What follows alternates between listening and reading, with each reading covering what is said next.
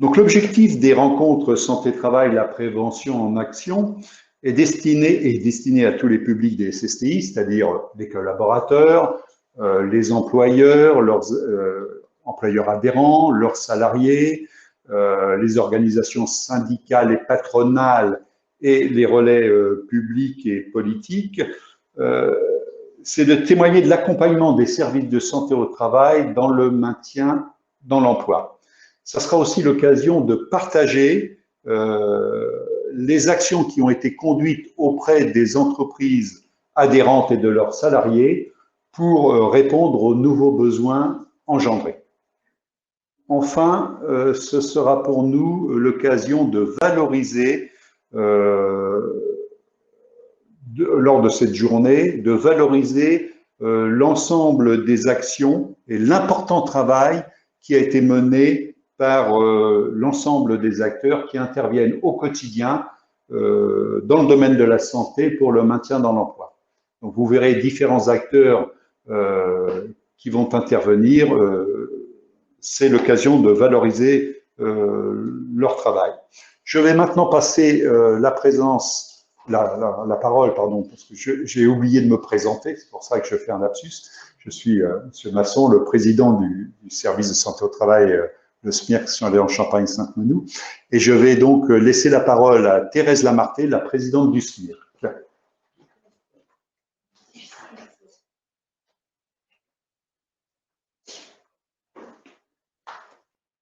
Bonjour à tous. Thérèse Lamarté, la présidente du SIEF. Je vais vous faire un petit message concernant l'enjeu du maintien dans l'emploi. Il est de permettre à des salariés confrontés à des difficultés à occuper leur poste de travail qu'ils bénéficient d'une reconnaissance administrative de leur handicap ou qu'ils soient en voie de l'obtenir, de conserver leur emploi dans les conditions compatibles avec leur état de santé et de poursuivre leur carrière professionnelle en écartant la menace d'inaptitude. La problématique du maintien dans l'emploi est aujourd'hui un enjeu majeur au regard du vieillissement de la population, de l'allongement de la durée de vie au travail, de l'augmentation des maladies professionnelles, mais aussi des pathologies lourdes autres que professionnelles pour lesquelles le progrès médical permet une activité aménagée. Tous ces facteurs, s'ils ne sont pas suffisamment pris en compte, sont susceptibles d'engendrer des cas d'inaptitude et d'exclusion du travail. L'anticipation, la prévention de l'apparition de situations de handicap et du nombre de salariés concernés par une restriction d'aptitude place le maintien dans l'emploi au cœur des politiques de gestion des ressources humaines et permettent d'élargir la réflexion à l'ensemble des situations de travail, conditions de travail, gestion des compétences, etc. L'implication du salarié et de son employeur y participe fortement. Le projet professionnel du salarié et son acceptation d'une évolution professionnelle sont à prendre en compte, de même que les possibilités d'adaptation dont dispose son employeur. Dans ce cadre, les acteurs médicaux, sociaux et les professionnels tiennent un rôle d'appui dans le but de conseiller le salarié et l'employeur et de mener en collaboration la démarche de maintien dans l'emploi. Aussi, les intervenants à cette réunion sont là pour vous éclairer sur le sujet et répondre aux questions qui seront posées. Richard et moi vous souhaitons un agréable échange. Merci. Bien, alors je vais me regarder la technique, savoir si le prochain interlocutrice qui intervient à distance n'est pas connecté. Bien, donc on va continuer la présentation et nous allons poursuivre avec une présentation des services de santé au travail en général et des moyens d'action de nos services. Je vous rappelle, cette journée est combinée les deux services SMIRC Châlons-Champagne-Sainte-Menou et Sieste à Vitry-le-François. Donc on va lancer une présentation sur les SST. Les services de santé au travail ont plusieurs missions afin d'accompagner les entreprises et leurs salariés. Le service de santé au travail de Châlons-en-Champagne, Vitry-le-François et Sainte-Menou accompagne 2200 entreprises et leurs 25 000 salariés. les actions de santé au travail en entreprise, la surveillance de l'état de santé des salariés et les conseils en prévention permettent donc un accompagnement global. La traçabilité des informations recueillies et la veille sanitaire, quant à elles, contribuent à l'ajustement des politiques de prévention. Pour mener à bien ces missions, les médecins du travail sont entourés d'une équipe pluridisciplinaire composée d'assistants techniciens, d'infirmiers, de toxicologues, d'assistantes de service social, d'ergonomes, psychologues et encore assistantes médicales. Nous allons maintenant vous présenter une démarche d'accompagnement d'un salarié dans le cadre du maintien dans l'emploi. Quel est l'objectif du maintien dans l'emploi? Il s'agit de prévenir la perte de l'activité professionnelle d'un salarié pour des raisons de santé, qu'elles soient d'origine personnelle ou encore professionnelle. Un salarié peut, par exemple, avoir un trouble de l'audition, de la vue, un problème d'allergie, une problématique mentale, articulaire, ou bien encore une maladie invalidante, comme une pathologie cardiaque, rénale ou encore un diabète. La démarche de maintien dans l'emploi suit un processus qui se déroule de la manière suivante. La demande de visite médicale, l'entretien avec le médecin du travail pour établir un diagnostic médico-professionnel, la recherche de solutions de maintien et les propositions qui en découlent, la mise en œuvre de solutions retenues par l'entreprise, et enfin l'évaluation de l'efficacité de ces actions et le suivi à court, moyen et long terme. Dans cette démarche, la collaboration avec l'entreprise est essentielle au stade de recherche de solutions et de mise en œuvre. Nous allons désormais détailler chaque phase de cette démarche. La visite médicale, elle peut être demandée par l'employeur, par le salarié ou par le médecin traitant ou conseil. Ces visites sont obligatoires, comme la visite d'embauche, périodique ou de reprise après un arrêt de plus de 30 jours.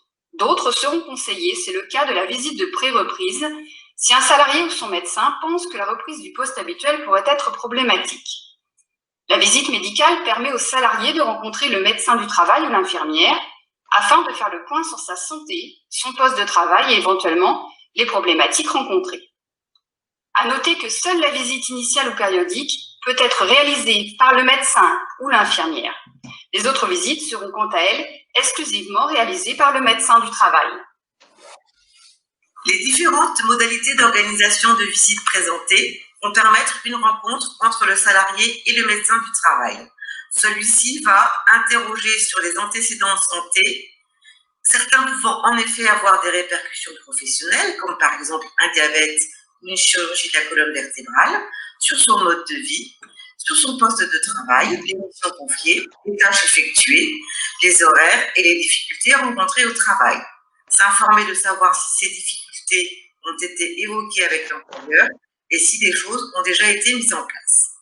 Le médecin du travail confronte alors ces éléments à la connaissance qu'il peut lui-même avoir du poste de travail, puis un examen clinique est réalisé. Un contact avec le médecin traitant du salarié peut être nécessaire. Un véritable diagnostic médico-professionnel est alors posé. Au terme de cette visite médicale, le médecin du travail peut d'emblée proposer quelques aménagements avec l'adhésion du salarié, comme par exemple limiter le poids des charges à manipuler ou exclure certaines postures de travail, et envisager de revoir le salarié pour faire le point à distance. Il peut aussi proposer de solliciter les ressources internes du service selon la problématique soulevée. Ce pourra être une orientation vers l'assistance sociale pour mobiliser par exemple des aides financières pour lever un frein à une prise en charge médicale, ou vers la psychologue notamment sur des problématiques de ressenti de souffrance au travail qui vont mener à un entretien avec le salarié. Pour apprécier les difficultés décrites, il est impératif de faire le point sur le lieu de travail dans l'entreprise. Notons qu'en équipe pluridisciplinaire, on aura défini la personne la plus à même d'intervenir. Ce pourra être l'assistante technique en santé au travail, l'infirmière, l'ergonome ou la toxicologue. Leur intervention va permettre une étude des conditions de travail par le biais d'une observation, entretien avec différents acteurs, de mesurage des verres divers, comme des dimensions, la lumière, le bruit, l'astreinte cardiaque par cardiofréquence-pétrie. Un rapport est ensuite remis au médecin, ce qui parfois suffit pour faire émerger des pistes d'aménagement qui vont être proposés à l'employeur. Dans certaines situations, une étude plus approfondie du poste de travail est nécessaire. L'étude approfondie a pour objectif d'identifier clairement la nature des éléments à l'origine des problématiques présentes dans la situation de travail de l'intéressé. Ainsi, les propositions pourront correspondre réellement aux besoins afin que l'individu puisse rester autonome à son poste de travail, comme par exemple éviter de lui supprimer des tâches et de les reporter sur un collègue. Les solutions proposées peuvent concerner le champ technique, le champ organisationnel ou le champ sur l'information et la formation. Elles peuvent être spécifiques à l'individu, mais pas nécessairement. La plupart du temps, elles peuvent faire l'objet d'actions de prévention plus collectives pouvant concerner la majorité des salariés. Dans cette étape, la collaboration de l'entreprise est indispensable pour avoir une vision globale de la situation de travail et intégrer au plus tôt la réflexion sur les pistes de solutions à explorer. La participation des personnes concernées par la situation est indispensable, telles que l'encadrement, l'intéressé, les collègues et les services supports si nécessaire. Dans le cadre d'une démarche collective, l'entreprise peut faire appel au département de la prévention des risques professionnels de la CARSAT qui peut les accompagner sur le plan technique ou financier. Dans la mesure du possible, des phases de tests et des essais sont organisées afin d'évaluer les effets et de prendre en compte les remarques pour faire des ajustements. Quelques exemples de solutions vont vous être présentés sur des postes de nature différente afin de mettre en exergue que les 3 types de solutions peuvent être explorés. Ce poste présenté consiste à contrôler la qualité de la marchandise au déchargement de camions. Les contraintes principales identifiées concernent les efforts liés au poids des caisses et les postures liées aux hauteurs de prise. Plusieurs solutions ont pu être proposées. Sur le champ organisationnel, modifier le flux des marchandises à contrôler. Utiliser les têteuses mécaniques existantes pour les palettes à contrôler afin de limiter la hauteur de prise. Renforcer l'effectif à ce poste afin de diminuer le temps passé pour chacun des salariés. Modifier les horaires de travail, notamment la prise de poste en pleine nuit, ce qui permet de diminuer la fatigue physique générale. Sur le champ technique, mise en place d'une plateforme élévatrice avec 2 niveaux indépendants pour atteindre les hauts de palette jusqu'à 2,50 m afin de limiter les contraintes posturales répétées des épaules. Sur le champ information et formation, il faut former les personnes compétentes pour réaliser cette tâche de contrôle pour permettre la polyvalence. Il faut également former les salariés à l'utilisation de la plateforme de manière à ce qu'elle soit utilisée de manière optimale. Ce deuxième exemple concerne le poste de vendeuse en charcuterie, fromagerie ou laitagne. Le travail au rayon de produits frais se répartit entre la préparation du rayon, la vente aux clients, le réapprovisionnement et la prise de commande du stand, ainsi que le nettoyage. Les contraintes principales identifiées concernent les postures maintenues et répétées avec des efforts, les efforts liés à la position debout permanente, les efforts à exercer lors de la découpe des fromages et des produits de charcuterie. Plusieurs solutions ont pu être proposées. Sur le champ organisationnel, passer les commandes en position semi-assise à proximité du rayon. Cette position permettrait d'alterner avec la posture debout permanente et rester disponible au client. Affûter et prévoir un affûtage régulier des couteaux de découpe pour maintenir la qualité de coupe des produits, ce qui limite les efforts. Rehausser les produits les plus éloignés dans la vitrine. Cette solution n'est pas réalisable à cause de contraintes techniques. Réorganiser la disposition des produits dans la vitrine afin d'avoir les produits les plus demandés et les plus lourds, notamment les jambons, au plus près de l'individu, ce qui limite les contraintes au niveau de l'effort et des postures. Sur le champ technique, ajuster les hauteurs de travail. Pour cela, il faut abaisser le plan de travail sur lequel la trancheuse est posée et celui utilisé pour la découpe des produits, ce qui limite les efforts.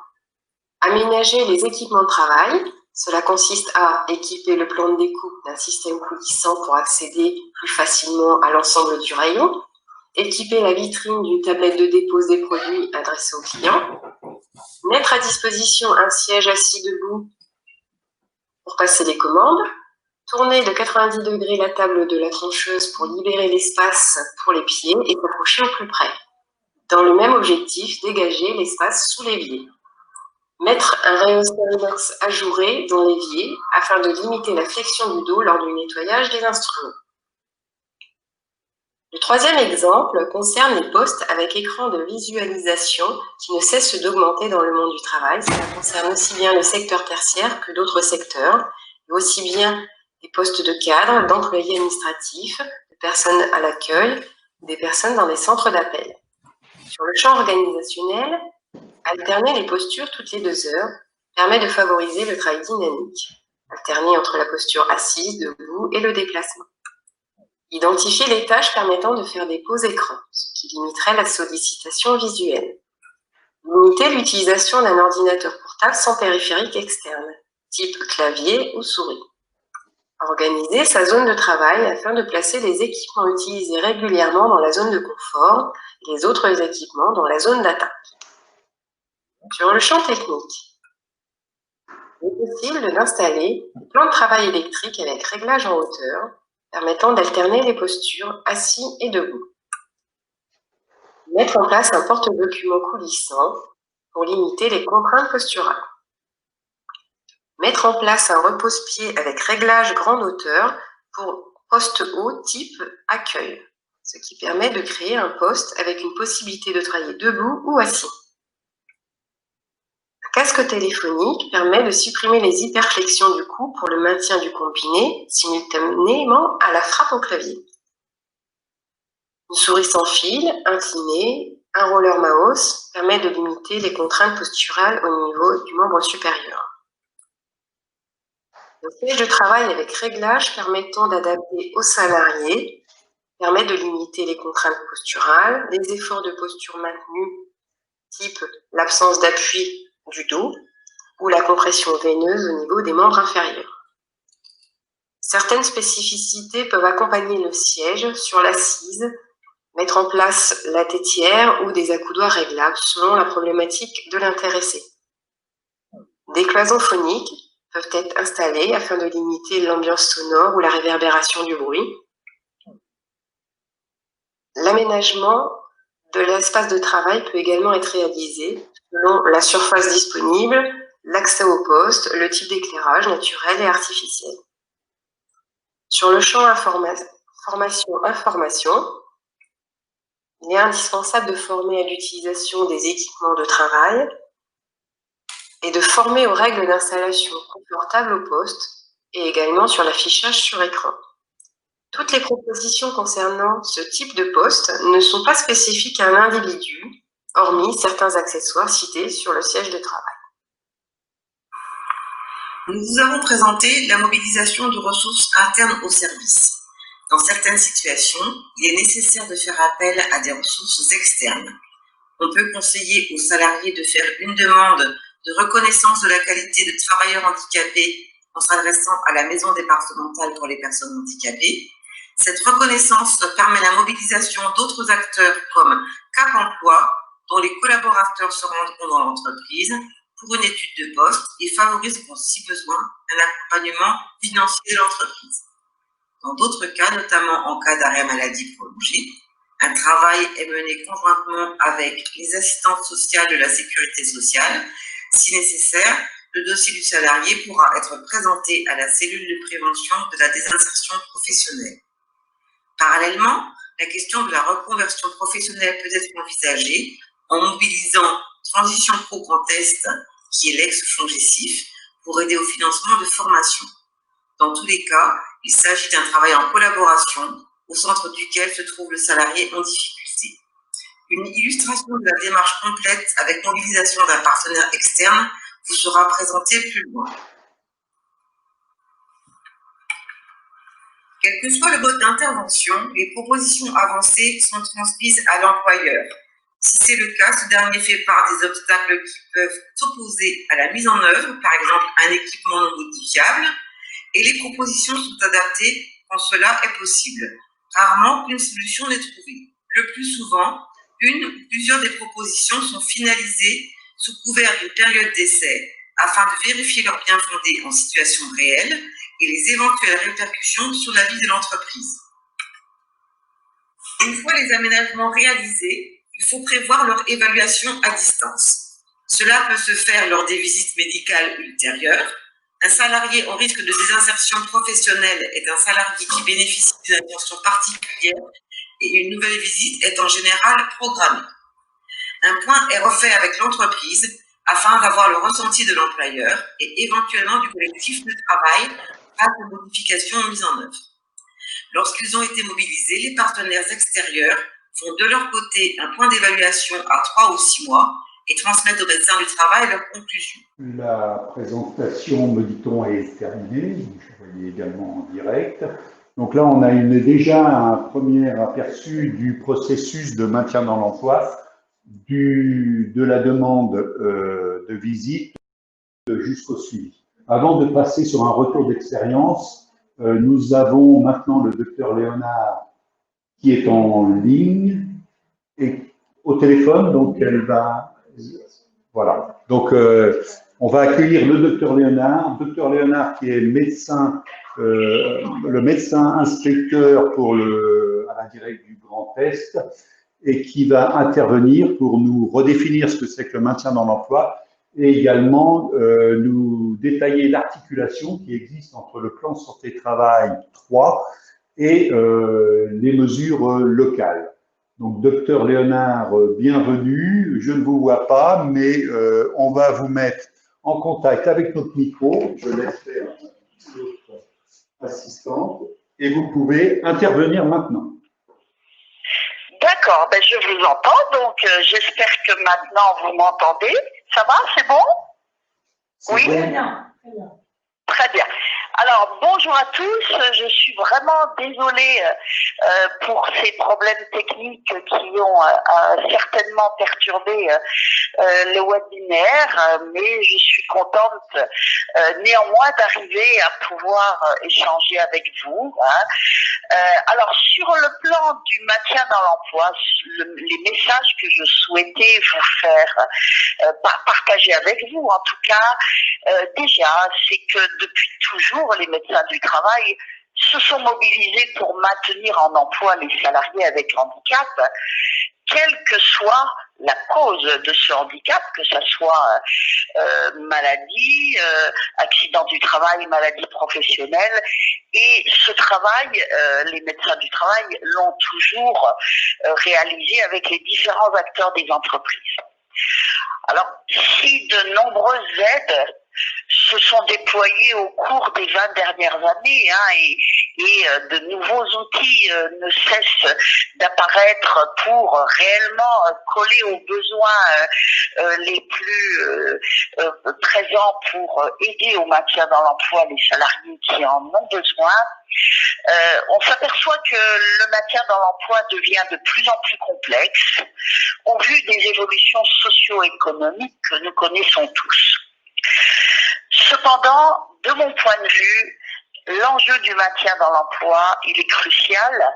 Alors, il est crucial pour chaque personne concernée, pour qui l'acceptation d'un handicap acquis est toujours difficile, voire douloureux, avec ses conséquences sur sa possibilité de poursuivre ou non son activité professionnelle, dans l'entreprise ou ailleurs. Mais c'est également un enjeu crucial pour les entreprises, parce que la richesse des entreprises, c'est bien les hommes qui la composent, avec le travail qu'ils réalisent, leur savoir-faire, leur expérience et toute l'innovation dont ils sont capables, qui va aider l'entreprise à progresser. Sur le plan national, le dernier plan national santé-travail qui va s'achever en fin d'année, on a fait un des objectifs principaux. Il s'agit de l'objectif prévenir la désinsertion professionnelle et maintenir en emploi. Le plan national santé-travail prévoit plusieurs points que je vais vous présenter. Donc rapidement, une offre régionale coordonnée d'accompagnement des travailleurs et des entreprises, en développant la coordination des acteurs régionaux du maintien en emploi, régionaux mais aussi départementaux, bien sûr, mais aussi au niveau des territoires, c'est-à-dire en mobilisant les acteurs qui vont intervenir ce matin, les services de santé au travail, la CARSAT et leurs services sociaux, la GFIP et les CAP emploi, les cellules départementales et régionales de prévention de la désinsertion professionnelle de l'assurance maladie. Et puis, le plan santé-travail national propose également de mobiliser les contrats pluri-objectifs et de moyens, je dirais, qui vont être déployés par les différents services de santé au travail en articulation avec la Directe et les CARSAT. Alors, en ce qui concerne la déclinaison régionale de ce plan santé-travail, nous avons priorisé 2 axes. Le premier axe, c'est anticiper la désinsertion professionnelle par un meilleur repérage des salariés à risque et mettre en évidence les actions collectives déployées. En effet, et ça a été souligné lors de l'introduction, l'anticipation est vraiment la clé du maintien réussi. Anticipation et coordination des acteurs. Le deuxième point je dirais de l'action du plan santé-travail régional, c'est de participer à remettre les entreprises et leurs différents acteurs au cœur du maintien de l'emploi. En effet, sans leur mobilisation aux acteurs de l'entreprise, toute action de maintien dans l'emploi menée par les seuls acteurs externes à l'entreprise sera vouée à l'échec. Le centre du maintien dans l'emploi se trouve, au centre du maintien dans l'emploi se trouve déjà le salarié. A-t-il la volonté de retravailler? Et c'est le moteur premier qui va permettre le maintien dans l'emploi. Ensuite vient l'employeur. A-t-il la volonté de mettre tout en œuvre pour garder son salarié? Et là aussi, c'est le deuxième moteur principal dans le maintien dans l'emploi réussi. Les représentants du personnel ont un rôle également important. Ils vont être force de proposition et ils vont participer dans un rôle de facilitateur. Et puis le dernier acteur que l'on oublie bien souvent, c'est le collectif de travail. Et de mon point de vue, il est déterminant lors de la reprise du salarié concerné. Et il me paraît important de ne pas l'omettre et de l'associer à la reprise du salarié. Alors, vous savez également que la Haute Autorité de Santé a, publié des recommandations sur le maintien dans l'emploi. Et je voulais souligner quelques-unes de ces recommandations qui me paraissent importantes. Alors, promouvoir la visite de pré-reprise, vous en avez parlé et on va bien sûr en reparler au cours des échanges. Deuxième point, inciter les entreprises à communiquer avec le médecin du travail concernant les absences répétées ou prolongées. C'est-à-dire un salarié qui est souvent en arrêt, même si c'est sur de courtes durées, je dirais que c'est qu'il y a peut-être un premier signe de désadaptation. Donc pensez à en parler à votre médecin du travail. Ensuite, je dirais qu'il est important d'évaluer les conséquences sociales et familiales de l'arrêt de travail quand on en est déjà à l'arrêt de travail. Et là, le rôle des assistantes sociales est extrêmement précieux. Et puis, pour le médecin du travail, élaborer un plan de retour au travail en 3 phases et le faire en concertation avec le travailleur, l'employeur, mais aussi le médecin traitant. Ces 3 phases sont, pour la première, une analyse et une compréhension partagée du risque de désinsertion professionnelle. Le deuxième point, c'est une phase d'élaboration des freins à la reprise et des leviers qui peuvent être mobilisés. Et la troisième phase, c'est une mise en œuvre planifiée des mesures d'aide à la reprise et de suivi et une évaluation régulière de l'état de santé du travailleur et de sa situation de travail. Alors, je voulais aussi souligner qu'en juin, le SIEST et le SMIRC ont signé avec la Direct et la CARSAT un contrat pluriannuel d'objectifs et de moyens comportant 2 actions, dont une action maintien dans l'emploi et prévention de la désinsertion professionnelle. Alors, la cible de la population qui a été choisie, ce sont les seniors, c'est-à-dire les salariés de plus de 45 ans à risque de désinsertion professionnelle. Le deuxième point dans le contrat pluriannuel d'objectifs et de moyens, c'est rendre visibles les actions de prévention qui auront été menées à partir d'un questionnaire court de repérage des signes de désadaptation professionnelle et recenser les maintiens réussis à 1 an. Ensuite, c'est sensibiliser l'ensemble des acteurs de l'entreprise, salariés, employeurs, représentants du personnel, sur les outils existants. Et puis, c'est renforcer les liens avec les acteurs du maintien dans l'emploi, Cap Emploi, assurance maladie, médecins traitants, avec l'aide aussi des outils qui auront pu être réalisés, qui ont été réalisés dans le cadre du PRST3. Donc, chacun de ces acteurs, d'ailleurs, va faire la présentation à partir de cas concrets de ce qu'il peut faire et comment il peut être conseillé et comment il peut participer à aider au maintien dans l'emploi pour les salariés qui en ont besoin. Et je vous remercie bien sûr pour votre attention. Et alors, j'avais l'intention de répondre à vos questions, mais ça va être peut-être un peu difficile, à moins qu'il y en ait dès maintenant.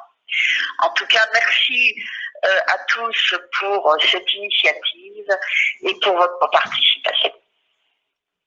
Merci, docteur Léonard. Il n'y a pas de questions, donc voilà, on va pouvoir enchaîner tout de suite. En tout cas, merci malgré les difficultés techniques d'avoir pu être présente et nous présenter les enjeux du maintien dans l'emploi. Nous allons passer. Merci. Nous allons continuer sur la présentation des SSTI avec un retour d'expérience sous forme d'une vidéo que l'on lance tout de suite.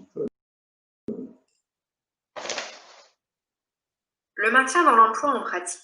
Le SMIRC a choisi de vous présenter un retour d'expérience. Les intervenants de cette situation sont le SMIRC, le Cap Emploi 51, l'employeur et le salarié. Tout commence ici, par la visite de pré-reprise, incontournable pour le maintien dans l'emploi et anticiper la reprise. Le salarié est un homme de 44 ans, ouvrier autoroutier. Il travaille sur 4 postes.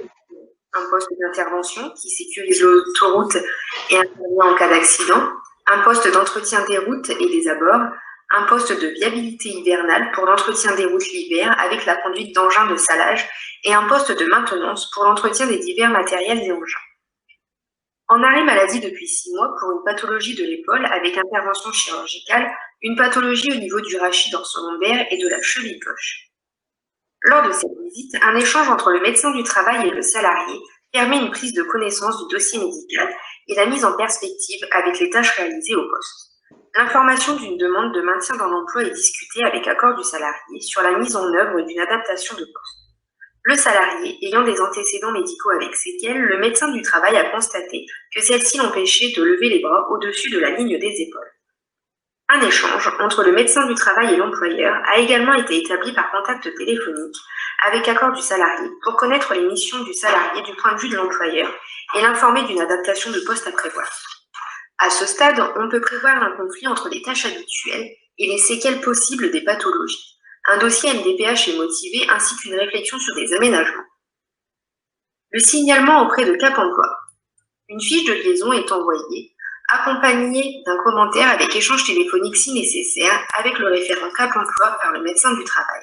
Cette fiche de liaison mentionne le handicap du salarié, les contre-indications médicales ainsi qu'une exposition de la situation. À ce stade, si un dossier RQTH est en cours, le salarié peut être accompagné par le Cap Emploi dans la finalisation de celui-ci. L'étude de poste, réalisée en présence des intervenants sur le lieu de travail du salarié, permet d'exposer les différentes situations invalidantes de celui-ci et de proposer ses solutions. Première situation. Le salarié explique qu'il ne peut plus effectuer le ramassage des cônes de signalisation. Lors de ce ramassage, il doit se baisser pour placer les cônes dans le camion. Cette opération engendre de nombreuses douleurs pour lui, notamment dans les épaules fortement sollicitées. Ne pouvant plus exercer cette activité, il s'est arrangé avec ses collègues pour prendre le poste de conducteur du camion pendant le ramassage. À noter que l'entreprise a pour projet d'acquérir une machine pour ramasser les cônes. La solution est de privilégier au maximum les postes de conduite jusqu'à l'acquisition de la machine.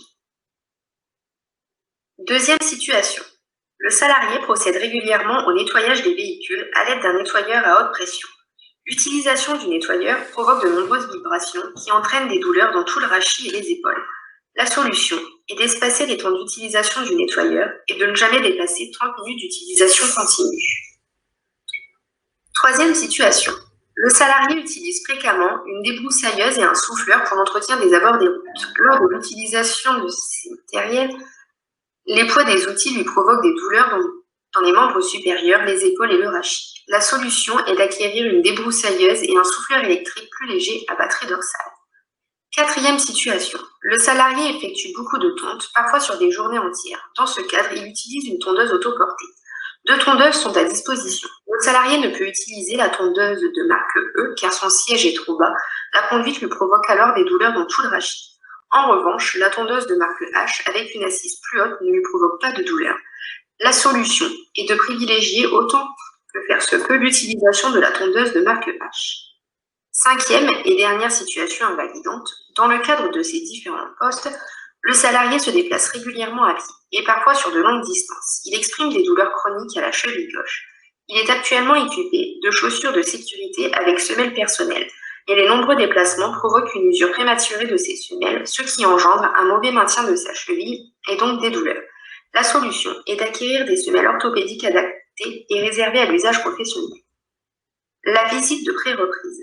S'assurer que le poste de travail est compatible avec la santé du salarié. Elle est obligatoire. En attendant la mise en place des aménagements découlant de l'étude de poste, le salarié peut reprendre ses activités en respectant les restrictions médicales formulées par le médecin du travail. Respecter les angles de confort des épaules, limiter le travail répétitif et le port de charge. À la suite de l'étude de poste, le Cap Emploi a mené un plan d'action avec l'employeur formulant une demande de subvention auprès de l'AGFI.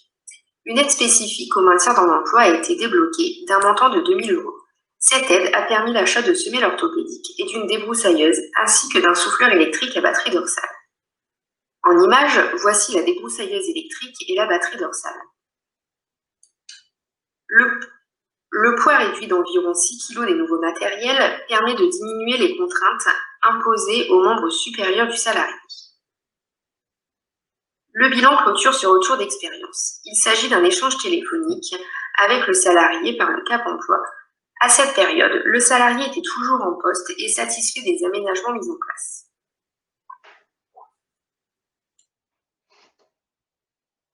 Voilà un cas pratique où on a bien vu le rôle à un moment donné de ce processus de Cap Emploi, ce qui va me permettre de faire une transition et de présenter une chargée de mission à Cap Emploi, Madame Gay-Capel. Je vous en prie, prenez place.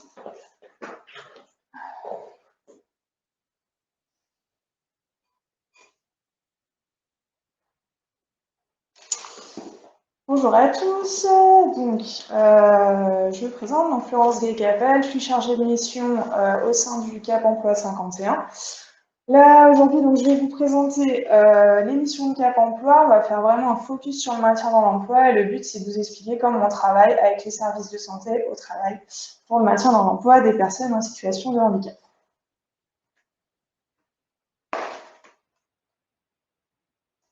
Voilà, donc Cap Emploi. Qu'est-ce qu'on est? Donc, on est un organisme de placement spécialisé, donc, qui résulte de la réunion de deux anciennes structures qui étaient les SAMED, qui travaillaient sur le maintien dans l'emploi des personnes en situation de handicap, et le Cap Emploi, qui travaillait sur l'insertion professionnelle de ces personnes. Donc, depuis le 1er janvier 2018, notre rôle est donc de faciliter l'accès à l'emploi par le biais de l'insertion professionnelle, de prévenir les situations de rupture, de gérer les transitions professionnelles par le biais du conseil en évolution professionnelle et de garantir le maintien dans l'emploi. Donc ça, c'est vraiment le rôle sur lequel on va faire un focus à partir de maintenant. Donc on a deux axes d'intervention, voilà, comme je vous l'ai expliqué. Donc un axe qui est donc l'accompagnement vers l'emploi, qui est ciblé sur un public de demandeurs d'emploi en complémentarité avec Pôle emploi. Et un axe qui est l'accompagnement dans l'emploi, qui concerne un public essentiellement salarié, en complémentarité donc avec les services de santé au travail et les organismes de sécurité sociale. Donc les principes de base de l'accompagnement dans l'emploi. Alors nous, on intervient au niveau du département, donc uniquement dans la Marne, il y a des Cap Emploi dans chaque département, et donc on se base sur l'adresse de l'employeur. Le but, c'est de rechercher des solutions qui permettent le maintien dans l'emploi du salarié, donc dans son poste, ou ça peut être également dans un autre poste de l'établissement, de l'entreprise ou du groupe. Ça peut être des solutions qui sont assez larges au niveau de l'entreprise. Toujours en lien avec le médecin du travail, qui est vraiment notre partenaire privilégié dans le maintien, et bien sûr avec l'accord de l'employeur et du salarié qui doivent être acteurs de la démarche. Donc, au niveau de la situation de la personne, quelles sont nos conditions pour qu'on puisse intervenir? Il faut que la personne soit salariée de droit privé ou agent d'une des trois fonctions publiques. Donc, cette personne doit être en CDI, fonctionnaire. Si elle est en CDD, il faut que ce soit un CDD de plus de 6 mois, ou bien qu'il soit stagiaire de la fonction publique. On peut intervenir si la personne est en poste ou bien en arrêt de travail. L'intervention pendant l'arrêt de travail, elle permet, voilà, comme ça a été expliqué juste maintenant, d'anticiper la reprise, d'anticiper l'adéquation entre la situation de santé et la reprise de l'activité professionnelle. Donc, au niveau de la situation du salarié, il faut que son état de santé soit incompatible avec son activité professionnelle. Donc ça, c'est vraiment un instant T. Et le but de notre intervention, c'est justement de faire que l'activité professionnelle redevienne compatible avec l'état de santé. Il faut qu'il y ait un risque d'inaptitude qui est matérialisé par des restrictions médicales, que la personne soit en situation de handicap et qu'elle ait une reconnaissance de la qualité de travail handicapé ou qu'elle souhaite faire la démarche. Nous, on peut également l'accompagner dans ce projet-là. Et que la situation, bien sûr, soit constatée par l'avis médical du médecin du travail. Donc maintenant, je vais faire un focus sur nos modalités d'intervention. Donc nous, on intervient en 3 étapes. La première étape, c'est le signalement de la situation. Donc ce signalement, il peut être fait par plusieurs personnes. Ça peut être le salarié lui-même, son employeur, le médecin du travail, ou bien d'autres partenaires comme les assistantes sociales, les conseillers de prévention, ou aussi nos collègues de l'axe insertion professionnelle. Une fois qu'on a eu ce signalement qui est fait, on va faire ce qu'on appelle l'analyse de la demande, qui est la deuxième étape. Donc l'analyse de la demande, elle est faite au niveau des assistantes de nos services, Donc elles prennent contact avec le salarié, qui donne son accord pour l'intervention et explique sa situation. Il y a un contact également au niveau de l'employeur qui donne également son accord et explique la situation du point de vue de l'entreprise. Et on reprend contact avec le médecin du travail pour qu'il nous donne son avis médical sur cette situation. Une fois que l'analyse est faite, donc là, c'est les chargés de mission qui prennent le relais et organisent une étude de poste. Donc cette étude de poste, elle regroupe 4 intervenants. Donc c'est le salarié, l'employeur, le médecin du travail et le chargé de mission. C'est très important qu'il y ait ces 4 personnes, parce que c'est 4 regards différents, 4 expertises différentes, et ça va nous permettre justement de développer un plan d'action et des préconisations qui sont matérialisées donc par l'envoi d'un compte rendu à tous les participants. Ensuite, nous, en tant que Cap Emploi, on accompagne l'employeur dans la mise en place des solutions et dans la mobilisation d'aides de droit commun ou spécifiques. Ensuite, donc, un suivi assumant à effectuer pour savoir si l'aménagement est toujours pérenne. Et si, malgré tout ça, le maintien dans l'emploi n'est pas effectif, On accompagne également le salarié pour faire un conseil en évolution professionnelle au niveau de nos collègues de l'Axe Insertion. Donc maintenant, je vais faire un petit focus sur les aides qu'on peut vous aider à mobiliser. Alors, il y a deux types d'aides. Donc, tout d'abord, les aides de droit commun, c'est des aides qui sont accessibles à toute personne, il n'y a pas vraiment de conditions. C'est surtout des aides qui sont mobilisables au niveau de la sécurité sociale. Donc, on a le temps partiel thérapeutique, l'invalidité, catégorie 1-2, l'essai encadré et le contrat de rééducation professionnelle en entreprise. Ensuite, maintenant, on va aborder les aides plus spécifiques. Donc, ce sont des aides qui sont conditionnées à la reconnaissance de la qualité de travailleur handicapé, qui sont mobilisables au niveau de l'AGFIP. Donc, on a l'aide au maintien dans l'emploi, qui a été évoquée juste avant. Donc, il y a une aide forfaitaire qui permet la recherche de solutions. L'aide à l'adaptation des situations de travail, qui permet de financer du matériel. L'aide prothèse auditive, qui porte bien son nom. Les prestations d'appui spécifiques qui permettent de mobiliser des prestataires experts de certains handicaps lorsqu'on a besoin d'un accompagnement plus long. La prestation spécifique d'orientation professionnelle qui accompagne le reclassement, les aides à la formation et l'aide liée à la reconnaissance de la lourdeur du handicap qui permet de compenser les charges financières persistantes malgré les adaptations de poste. Donc maintenant, je vais vous illustrer toute cette théorie par un exemple. Donc, c'est un exemple, un dossier sur lequel on a travaillé donc en lien avec le SMIRT sur une entreprise du secteur de Vitry. Donc, il s'agissait d'une opératrice d'assemblage de 55 ans présentant une multiple pathologie au niveau du dos, des cervicales et du rachis lombaire. Alors, pour vous montrer un petit peu comment ça a fonctionné au niveau du timing, donc, on a eu un signalement par l'employeur sur les conseils du médecin en février 2019. Donc là, on a pris contact avec tous les participants, on a recueilli l'accord de tout le monde et l'avis médical. L'étude de poste s'est organisée en juin 2019. Donc, c'était en plus une étude de poste assez complexe puisque la personne travaillait sur 3 ou 4 postes de travail différents selon les périodes. Donc, vraiment, il fallait voir chaque poste et chaque poste avait des besoins.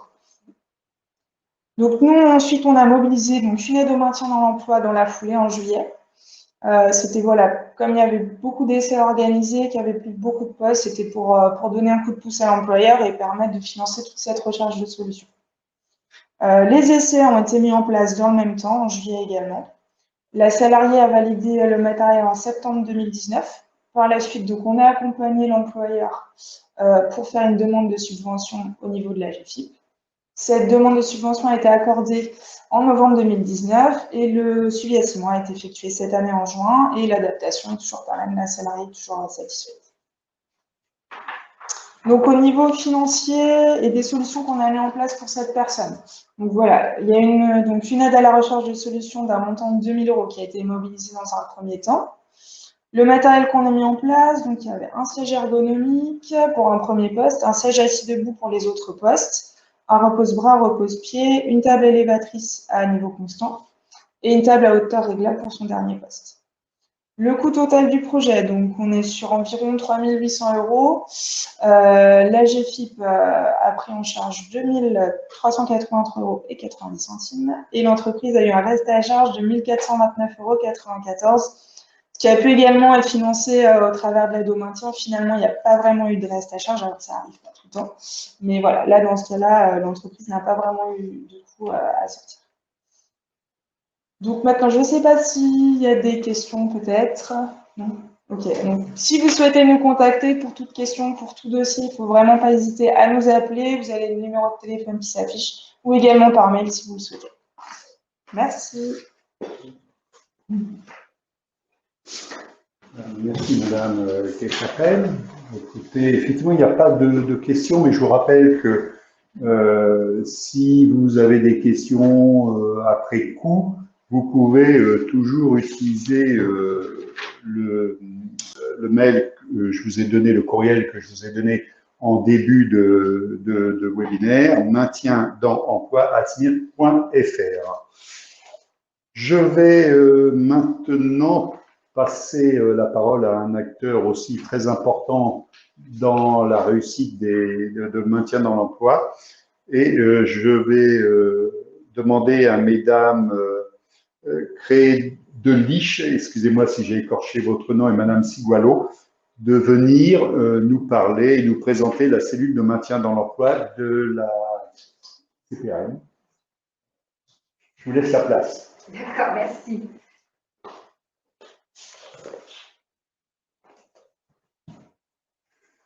Alors, bonjour à toutes et à tous. Nous remercions déjà le SMIRC de nous donner la possibilité d'intervenir lors de ce webinaire, qui est une grande première pour nous, on tient à le signaler. Donc, vous nous excuserez peut-être des écarts. Donc, je me présente, je suis Christelle Sigualo, je suis assistante sociale auprès de l'assurance maladie. J'interviens essentiellement sur Châlons et Cézanne. Et tout à l'heure, vous verrez donc ma collègue, crise sanitaire oblige, elle viendra après, donc Laurence Kridelich, qui intervient plus principalement sur le secteur d'Épernay. La prévention de la désinsertion professionnelle est une mission prioritaire de notre service. Donc, nous allons vous présenter une information sur la cellule de la prévention de la désinsertion professionnelle qui a été un petit peu abordée notamment par Dr Léonard tout à l'heure. Vous avez la possibilité donc de poser des questions. Nous répondrons dans l'immédiat à certaines d'entre elles. Et puis pour les autres, comme a dit Monsieur Masson, je ne me trompe pas sur le nom, on fera un retour après au SMIRC pour les questions qui viendraient ultérieurement. Alors, il faut savoir qu'il y a deux types de cellules de la prévention des insertions professionnelles.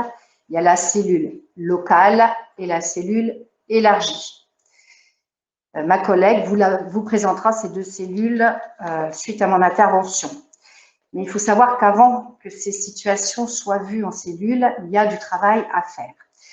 Les situations qui sont examinées concernent donc des salariés qui sont en arrêt de travail, que ce soit pour de la maladie, accident de travail, maladie professionnelle, et qui sont en risque de désinsertion professionnelle de par leur état de santé. Il s'agit donc de salariés dont la pathologie peut avoir une incidence sur le poste de travail. Préalablement au passage en cellule, il y a une évaluation globale qui est faite de ces situations. Donc, le service social, nous proposons donc un accompagnement pendant l'arrêt permettant à l'assuré, alors nous, ce n'est pas les salariés, c'est les assurés, de prendre conscience de ses difficultés, mais aussi de ses potentialités, afin d'élaborer un projet professionnel dans l'entreprise ou non. Tout à l'heure, Dr Léonard l'a bien précisé, il faut lever les freins, et on est là pour ça, lever les freins éventuels, comme des problèmes financiers, familiaux, sociaux.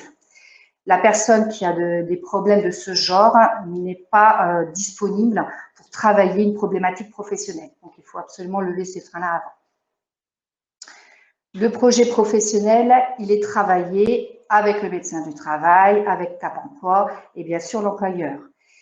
Il existe donc des outils de remobilisation que vous connaissez peut-être, le temps partiel thérapeutique, parce que celui-là, il est assez connu. Mais il y a aussi l'essai encadré, le CRPE, c'est le contrat de rééducation professionnelle en entreprise, qui peuvent être mobilisés pendant un arrêt. Ce sont des outils qui sont spécifiques à la CPAM et qui viennent évidemment en complément des mesures AGEFIP.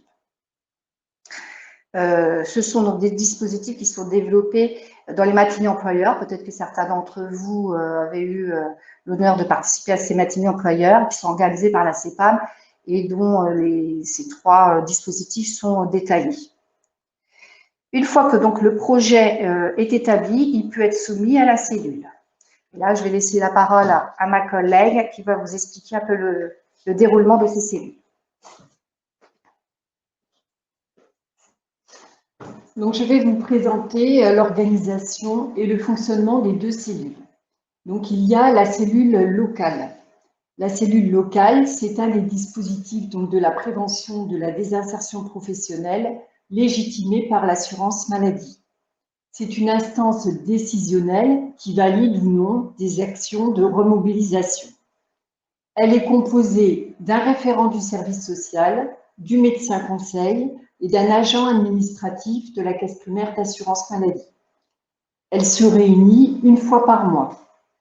Donc, les situations étudiées en cellule sont signalées par le service social, les médecins de santé au travail, le service médical, Cap Emploi, avec bien sûr toujours l'accord de la personne. Ces signalements sont transmis sur une boîte mail spécifique PDP. Au cours de la réunion, les différents acteurs de la cellule vont valider ou non les actions de remobilisation préconisées pour le maintien en entreprise du salarié. Le médecin conseil, lui, vérifie que la durée prévisionnelle de l'arrêt est compatible avec l'action préconisée. Le service administratif vérifie que le salarié est bien en arrêt indemnisé et le service social confirme que le risque de désinsertion professionnelle et la pertinence de l'action mise en place.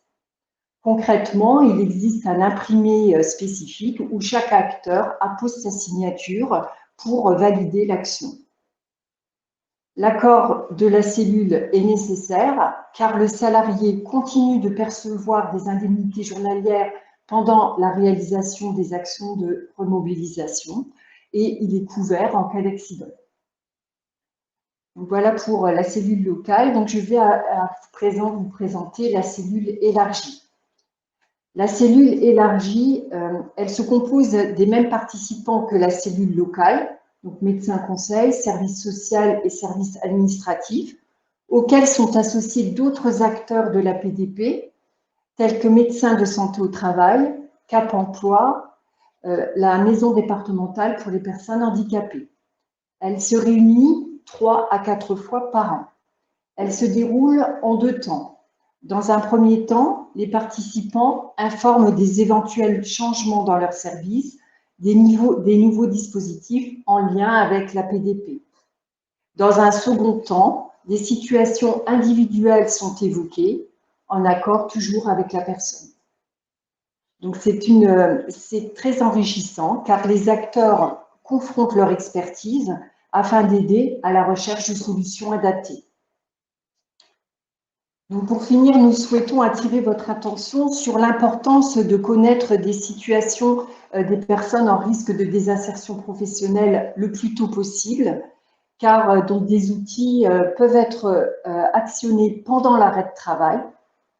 Et il est évident qu'il faut du temps pour accompagner le salarié dans l'acceptation de son handicap, dans la construction d'un nouveau projet professionnel, et du temps également pour mobiliser et coordonner les acteurs dont vous faites partie et les dispositifs de la prévention de la désinsertion professionnelle.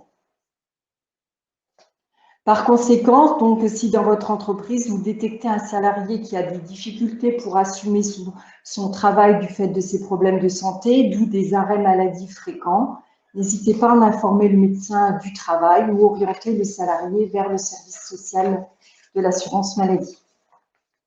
Donc, pour illustrer notre propos, nous vous proposons de vous exposer 2 situations qui sont passées en cellule. On va remettre le masque. Oui. Donc, ce sont 2 situations où il y a eu un travail de fait avant le passage en cellule. Et c'est pour vous montrer un peu, c'est plus parlant avec des exemples. Donc, la première, il s'agit du CRPE, du contrat de rééducation professionnelle en entreprise, un des dispositifs de la CEPAM.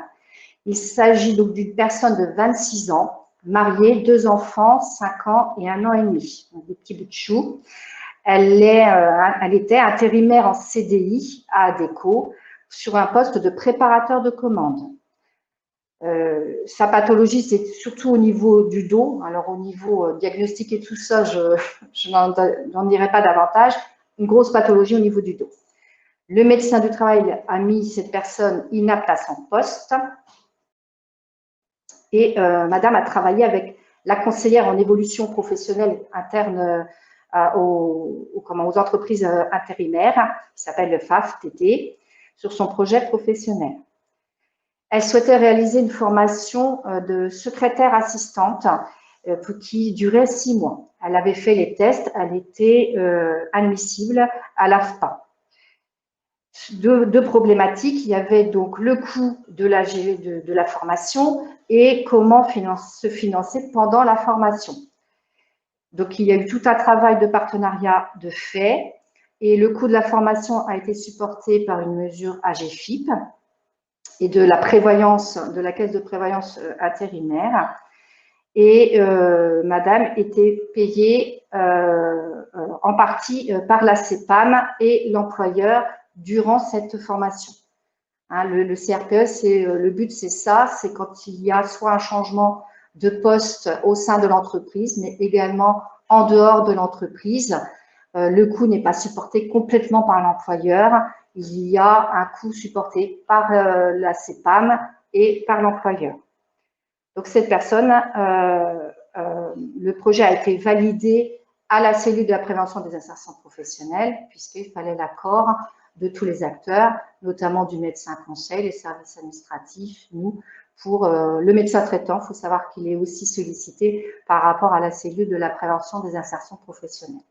Et elle a pu réaliser donc sa formation. Nous, on est intervenu aussi sur le levier des freins parce que au niveau familial, ça avait des incidences. La formation, elle était quand même loin. Donc, il a fallu trouver des financements également pour l'hébergement, le transport, etc. Voilà. Donc, moi, je vais vous présenter également une situation pour laquelle a été réalisé un essai encadré. Hein, donc, c'était une personne de 49 ans qui était en arrêt maladie depuis 2 ans et demi, suivie sur le plan psychologique. Donc, cette personne a rencontré le médecin conseil qui lui a accordé une première catégorie d'invalidité. Donc, monsieur était très inquiet parce que donc, il ne savait pas s'il allait pouvoir reprendre son poste. D'autant plus qu'il avait déjà fait des tentatives de reprise pendant son arrêt et il n'avait pas réussi à assurer son travail. Donc, cet assuré a 26 ans d'ancienneté, il travaille en qualité de magasinier cariste et il travaillait sur les quais, était chargé de la réception des marchandises. Donc, c'était un emploi qui le stressait beaucoup parce qu'il devait faire face aux imprévus lors de la réception des marchandises. Donc, il lui a été proposé de réaliser un essai encadré, donc en accord avec le médecin du travail, avec l'employeur, avec Cap Emploi et évidemment le collectif de travail. Et donc, il a pu faire tester un autre poste de travail au sein de l'entreprise. Il a réalisé 6 demi-journées sur ce nouveau poste de travail qui consistait à fabriquer des kits en mallette, donc un poste beaucoup plus sédentaire. Et donc, l'essai s'est bien déroulé. Il a pu reprendre son poste en cumulant la pension d'invalidité première catégorie et cette activité à temps partiel. Donc cet exemple nous montre donc que la personne a pu reprendre confiance en ses capacités professionnelles et l'employeur a été rassuré également en voyant qu'il pouvait reprendre son poste, qu'il est opérationnel au moment de la reprise du travail.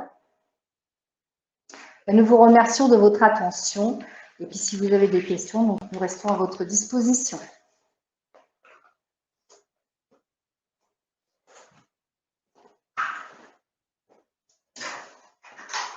Merci, mesdames.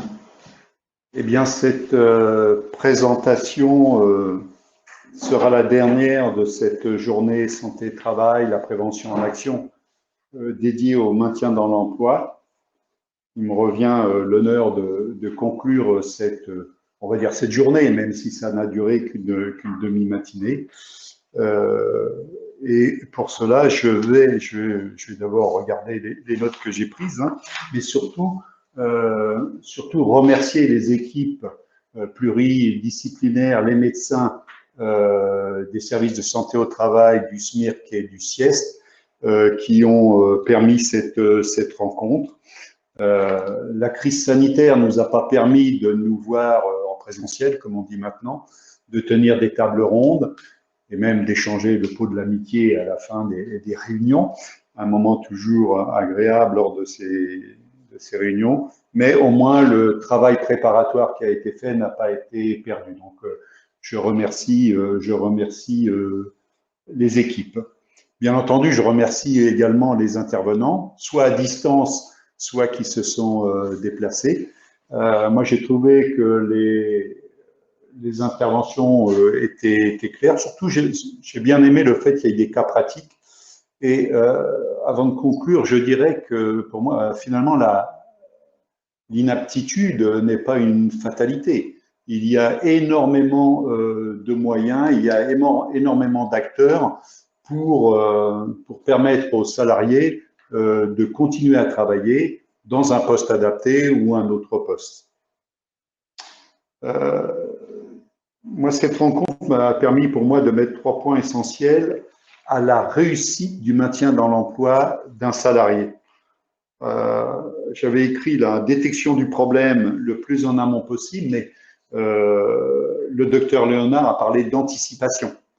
Je pense que ça, c'est le premier point qui permettra de réussir le maintien dans l'emploi d'un salarié, c'est la détection du problème, l'anticipation le plus en amont possible. La deuxième chose que j'ai notée,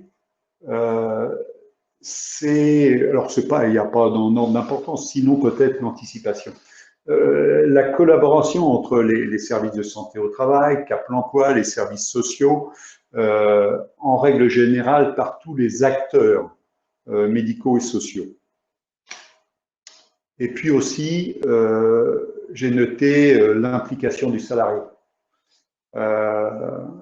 Le salarié doit parfois accepter une évolution professionnelle pour lui permettre de rester dans le monde du travail.